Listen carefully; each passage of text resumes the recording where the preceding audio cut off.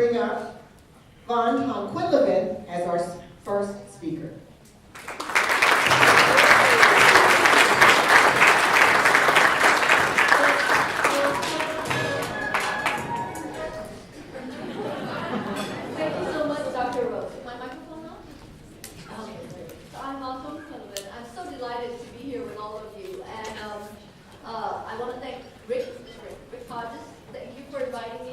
A call out to Jeff Williamson, who is the sector navigator and statewide director for the global trade and logistics sector of ours, and all the deputy sector navigators that have come together to put on this activity.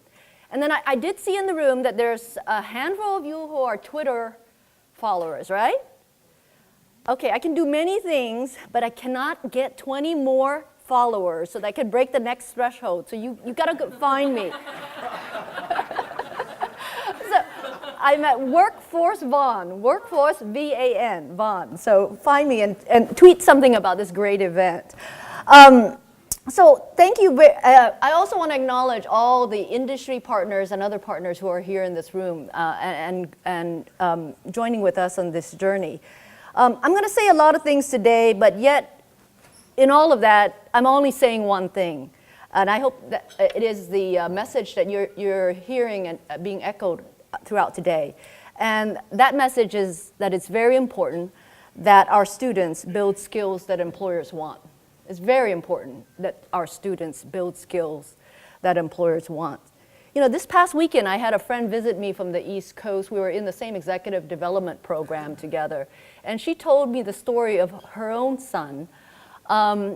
She had supported him through a very good bachelor's program and then sent him over to London for Oxford in a master's program, where he had the privilege of studying Greek literature.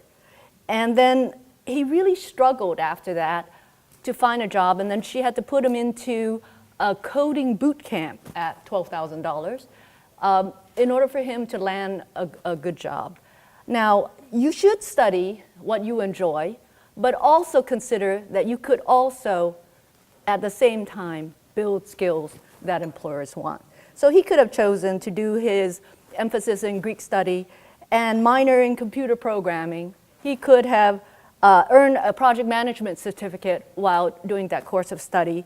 And then if you take a look in the field of global trade and logistics and supply chain in digital e-commerce, here on this page of your brochure, you'll see all the certificates and degrees and industry valued credentials across the 7 colleges that are focused in this area, like Logistics and Supply Chain Management Certificate of Achievement, or Logistics Material Handling Certificates. There's so many options available to us. So I do want to give a call out to these 7 community colleges for putting an emphasis in this particular sector that's so important to California's economy.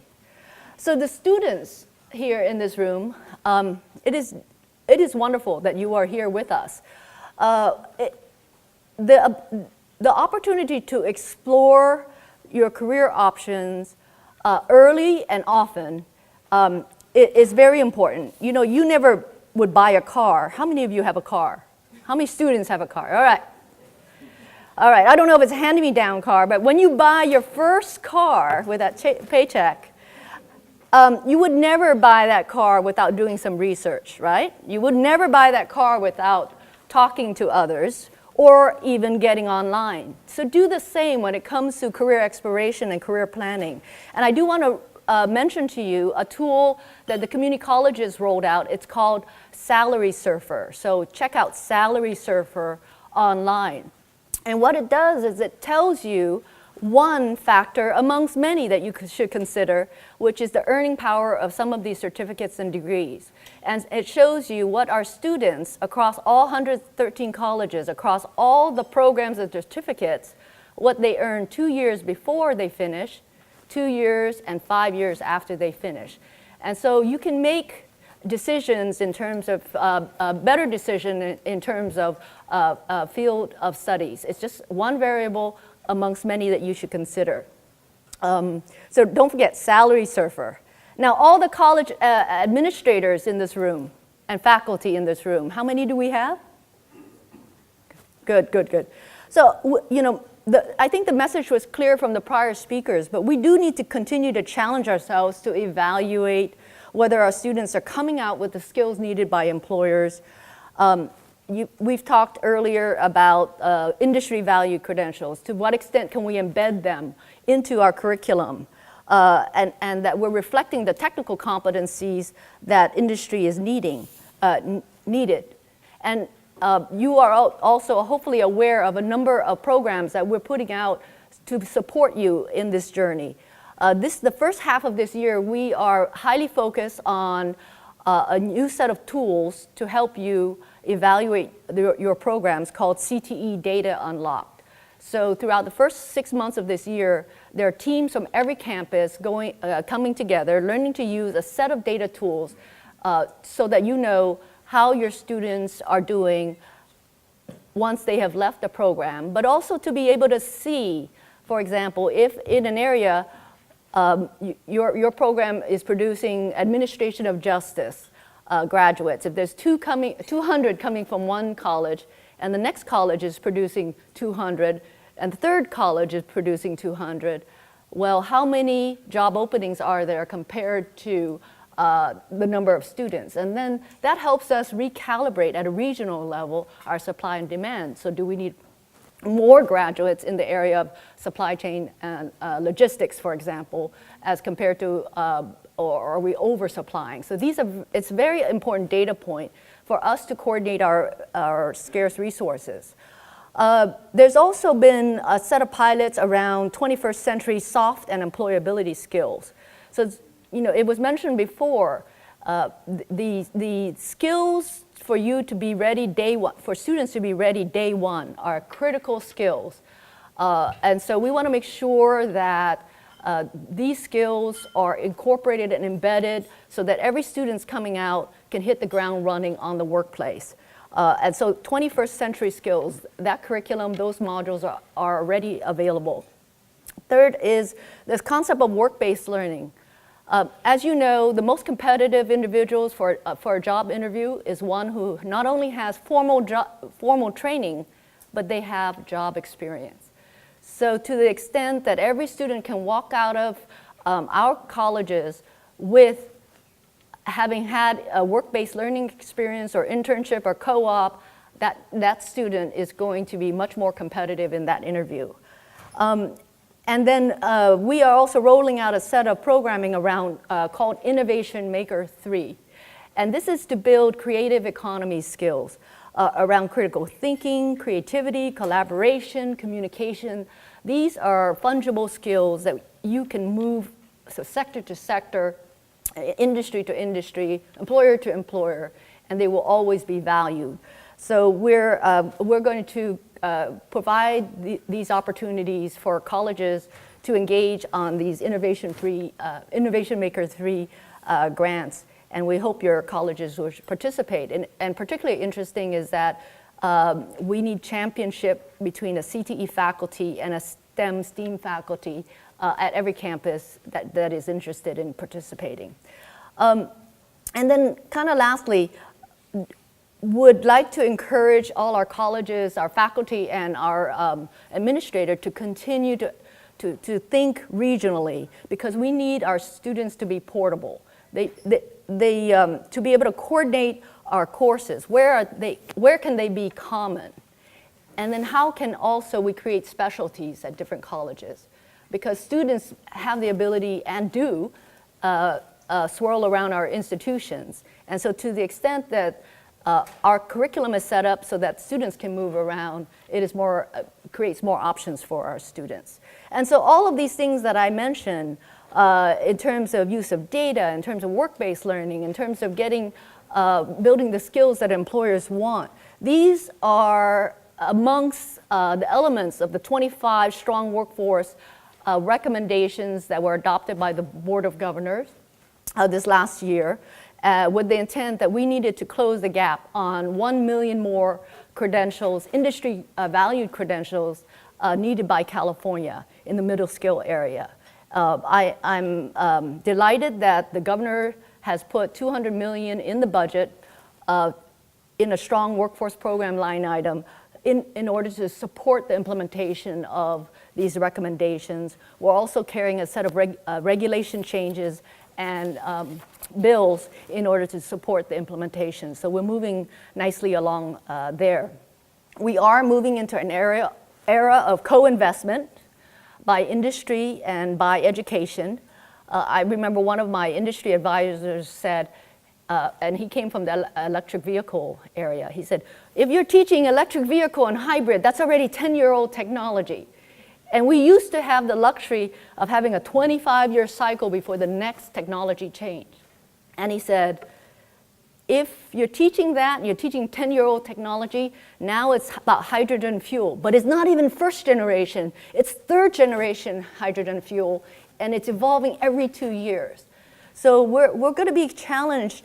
Instead of serially speaking with employers, we need to just work together so that we're co-designing as we go, so that we're building the skills that in students that employers want. So I just wanted to really thank you for inviting me down here. California definitely needs a strong workforce, and it looks like this area is doing all the right things to build its regional economy. So I look forward to joining you for later today. Thank you.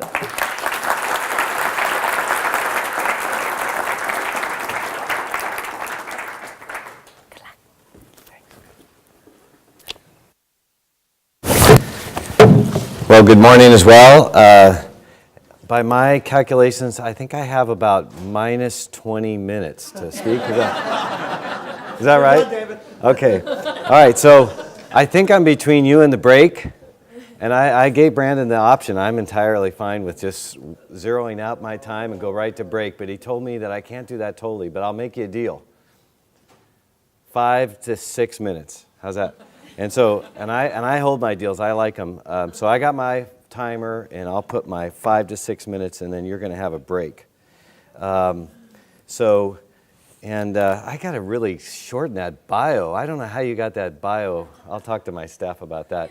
My career is way less interesting than the doctor said, but thank you for that, because I think I'm going to speak shorter than my bio was expressed to you. The tuba playing, yeah, okay. I love the tuba. Okay, well, so just a couple things. First of all, congratulations to every one of you. I mean, this is the hard work.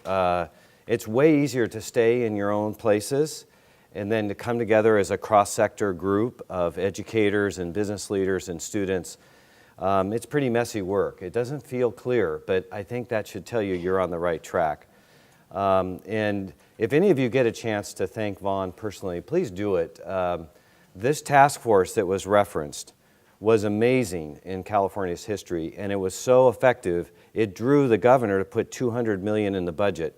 For the students, that's a big deal. This governor is the most fiscally conservative Democrat we've ever seen. The guy does not spend money on a cup of coffee. So that he put $200 million in the state budget at this point is remarkable, and it's largely because of Vaughn and the leaders that she attracted around her to put together the plan. So you guys are really well poised. You should cash in on a lot of the good work you're doing and get the next wave of money. But you have to challenge yourself to be even better at what you're trying to do. So I think that's going to be the key, is you're in a good position, but be, as the doctor said, have even more courage, because you got to go to the next level of collaboration. So let me just say that, I found my way to logistics really accidentally. How many industry partners do we have in the room right now? Raise your hand really high, just kind of curious. Okay, well, thank you. And yeah, we're over there too. You don't promote yourself very well. You guys are, because you're here, but I mean, when I got an MBA from USC, I didn't know what the word logistics meant. I didn't really know anything about that whole industry at all. And they came and interviewed me, and I thought I was talking to a food service distribution company. It was called CFS Continental, and I didn't even really know what they did either. But I just wanted an interview for the position. There was a position, management trainee. I thought, whoa, it sounds like what I want. And I kind of stumbled into the business, and I really didn't know what I was going to get into. And then I learned that this is a spectacular industry. It had jobs up the wazoo, and it had every possible job in the rainbow. finance, marketing, operation. I mean, you're going to see a lot of these jobs, so make sure you learn, students, the whole range of these jobs. Whatever you think you know about it, you're going to be shocked that you didn't know hardly a tiny speck of what the industry is. And it's changing and growing every day. You're going to see the numbers, and they kind of will make your head spin, but believe me, if you lived in a 500 population town in the middle of the country, it would make a big difference than being here in LA and what I'm going to say. We are the global trade capital of the world. We own the 21st century. I mean, embrace that. That's a big deal. It's cool. I think what the LA Chamber says, 40% of all the goods come through our 2 ports. So think of us, we're like the loading dock of the United States of America. Think about that. That's a big deal. Now, once the stuff comes off the dock, it has to go to its home. And that's logistics, right? Getting it all the way to here or from here across the ocean, but then in all the different modalities, getting to you as a consumer. That's a gigantic industry. So it's unlimited potential. I got promoted and paid way too much. What can I say? I did. I was shocked because the opportunities were just everywhere. If I put my head down and I worked and I followed the 4 words that our president said, doors opened for me that I couldn't even imagine. I had opportunities thrown at me, scared the living daylights out of me. But it was amazing and fun, and I got to retire young because of it. So it's a great sector. Enjoy it. Today you're going to have a chance to meet people. Make sure you don't hang out with your buddies, and I mean that to the faculty too. This is a good day for you to learn a lot more colleagues in the room. So students, learn from other students and other schools, but from your faculty and from these corporations. And I say that to every single one of you. And that's, sort of obvious, but yet we're all a little inhibited, right? Except for maybe there's a few super extroverts here. But for most of us, that's what we do is we hang out with the people we know. Don't do that today. For students, find some internships today. They're growing all over the place. You just have to go get them. And for faculty, get some externships for yourself. Find something this summer to do in one of these employers, and you'll enjoy it. Colleges, just work together more. The private sector wants to work with you, but you're not making it easy when you ask us to be on 16 different panels. Like Southwest wants your panel, and East wants yours, and then Cal State Dominguez, and then 16 high schools want it. And we want to help you. We want to do link learning. We want to do career pathways, but we're not going to come to 16 different panels. Now, if you had one integrated panel, which you're sort of doing here, we'll come to that if you keep it on time. Now, remember too, I'm now 1 minute. I'm now 1 minute ever in my red zone. I want to acknowledge that. Because business people, this is for the faculty, they're time maniacs.